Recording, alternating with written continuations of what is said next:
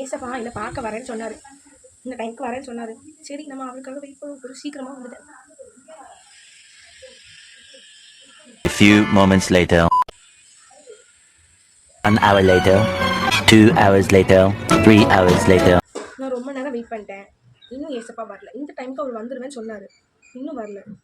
சரி அவர் வர்றதுக்கு ஏறக்குறைய ஒரு 3 மணி நேரம் ஆகும். இந்த 3 மணி நேரத்தை அமைய வேஸ்ட் பண்ணுவானே.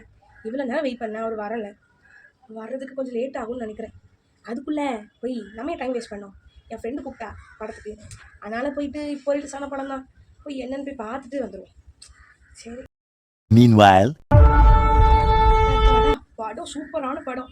அந்த படத்தில் ஹீரோயின் சந்திக்கிறதுக்குள்ளே என்ன ஆயிடுச்சுன்னா படத்தை முடிச்சு விட்டாங்க. ஹீரோயின் சந்திக்கலை. எனக்கு ஒரே மனசு கஷ்டமாயிடுச்சு. சரி நம்ம ஏசப்பா வந்துட்டாரா என்ன ஏது?